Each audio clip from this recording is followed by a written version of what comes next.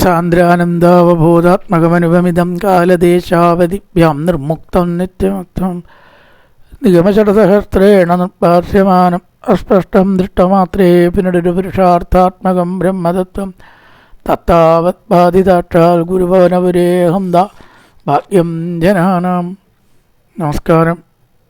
സനാതനധർമ്മ സംഹിതകൾ പങ്കുവയ്ക്കാനായുള്ള ചാനലായ നാദശ്രീയിലേക്ക് എല്ലാവർക്കും സ്വാഗതം.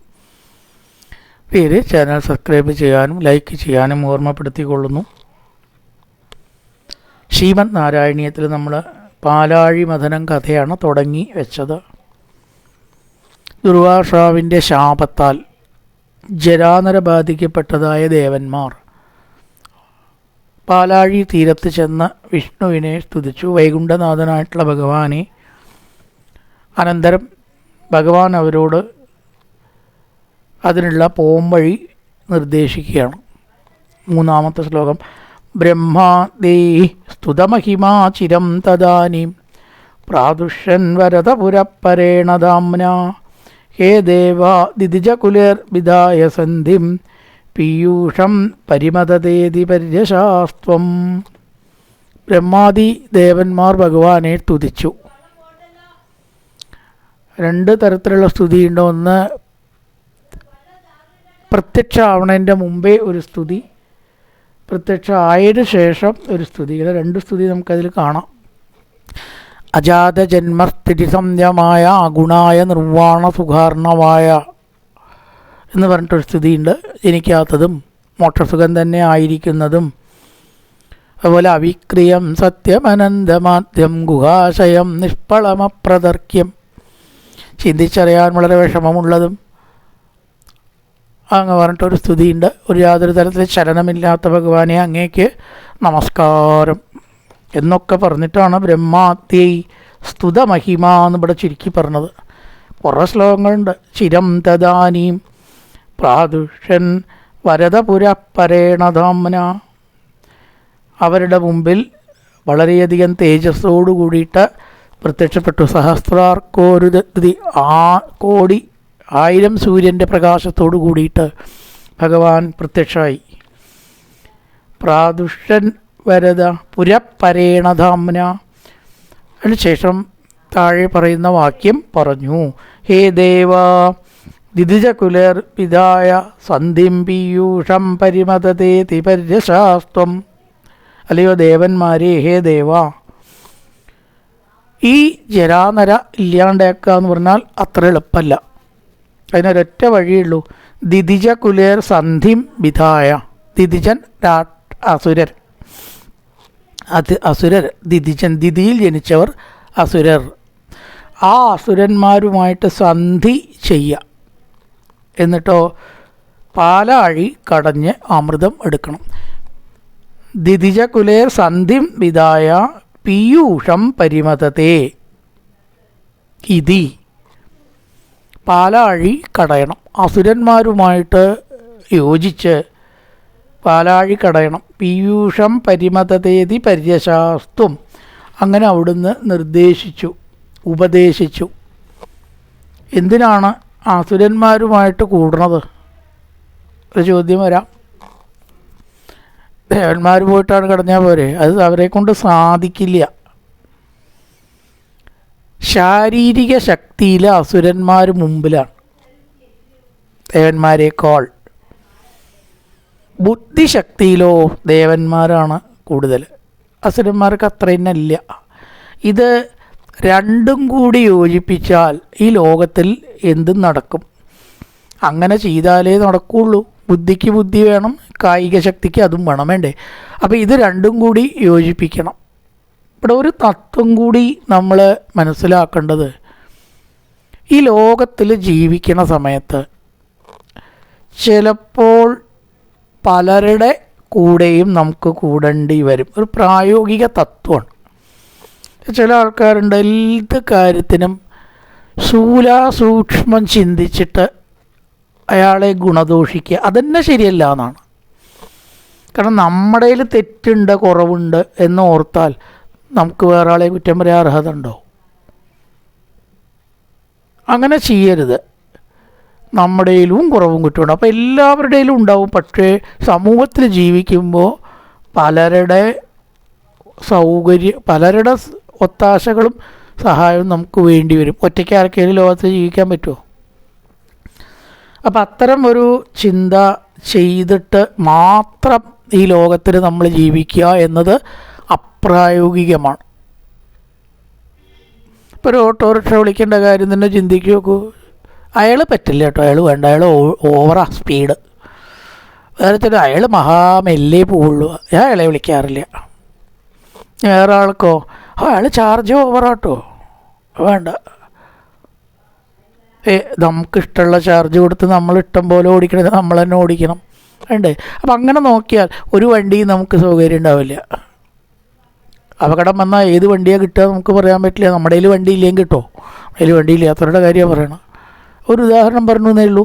അപ്പോൾ ഈ ലോകത്തിൽ ജീവിക്കുമ്പോൾ എല്ലാവരുടെ ഗുണദോഷങ്ങളും അതീവ തലനാരിഴ കീറി നോക്കരുത്. നമ്മളിലില്ലാത്ത അവരുടെ സൗകര്യങ്ങൾ നമ്മൾ ഉപയോഗപ്പെടുത്തി ജീവിക്കാനാണ് നോക്കേണ്ടത്, മുന്നോട്ട് പോകാനാണ് നോക്കേണ്ടത്. കാര്യം നേടുകയാണ് വേണ്ടത്. അവനാണ് സമർത്ഥൻ. അല്ലാണ്ട് അതും പറ്റില്ല ഇതും പറ്റില്ല, എനിക്ക് അയാളും പറ്റില്ല ഇയാളും പറ്റില്ല എന്ന് പറഞ്ഞ് ആരുമായിട്ടുള്ള യോഗ്യമില്ലാത്ത ഒരു ജീവിതം അവൻ ഒരു കാര്യവും നേടാൻ അവനെക്കൊണ്ട് പറ്റില്ല. അപ്പോൾ ആ ഒരു തത്വമാണ്. അതുകൊണ്ട് യാതൊരു തത്വദീക്ഷയില്ലാതെ എല്ലാവരുമായിട്ടും കൂട്ടുകൂടാം എന്ന് ഈ പറഞ്ഞതിന് അർത്ഥമില്ല.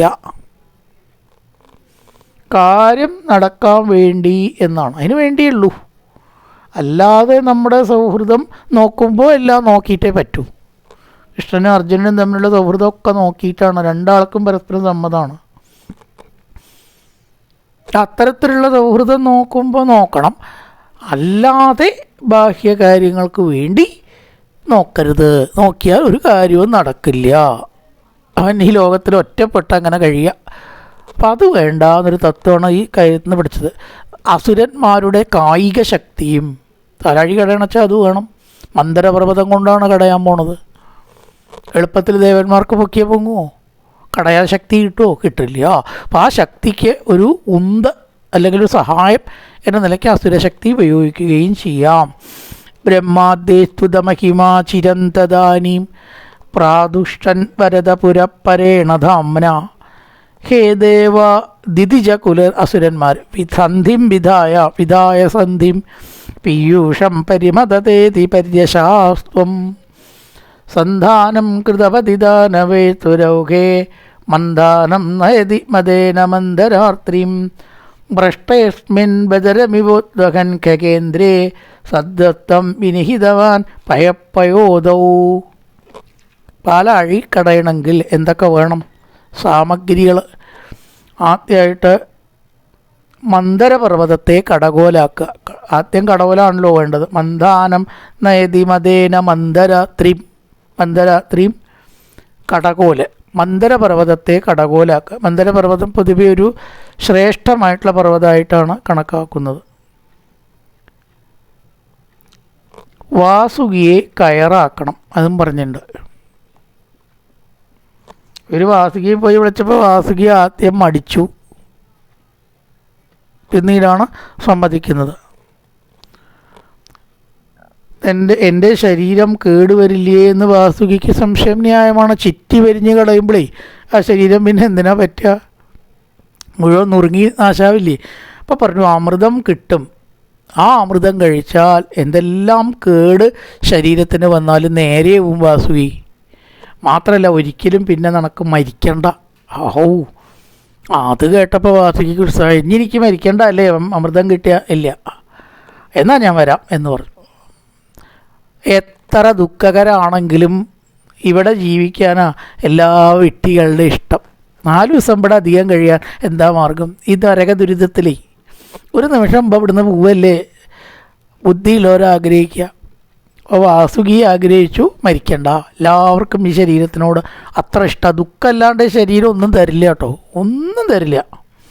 എന്നാലും അതിനോട് ഉള്ള ഒരാസക്തി, ജീവിതാശ, വലിയ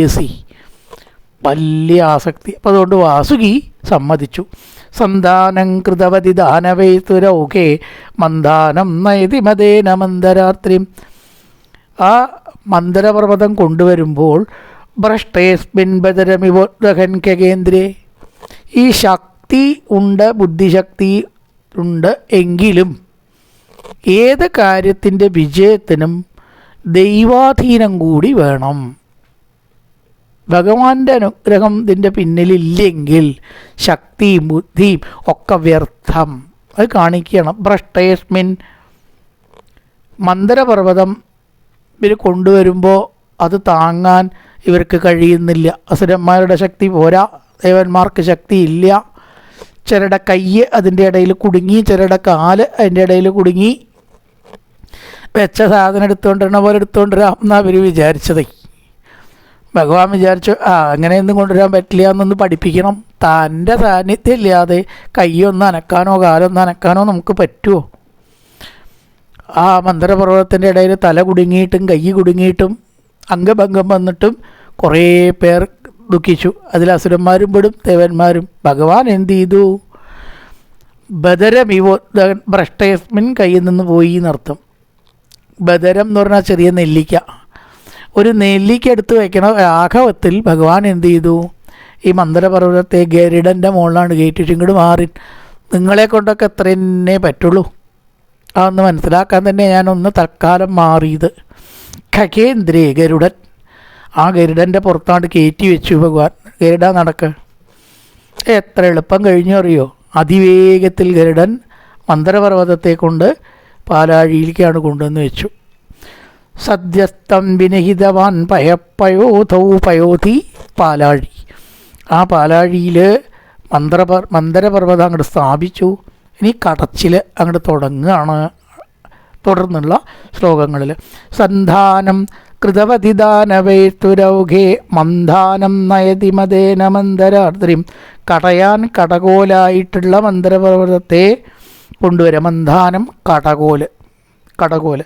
മന്ദാനം നയതി, കടകോലായ മന്ദരപർവ്വതം കൊണ്ടുവന്നപ്പോൾ മദേന, അഹങ്കാരം കൊണ്ട് ഇവർക്ക് കഴിയുന്ന വെച്ചിട്ട് അടുത്തത് മന്ദരാത്രിയും ഭ്രഷ്ടയസ്മിൻ, കയ്യിൽ നിന്ന് വീണുപോയി.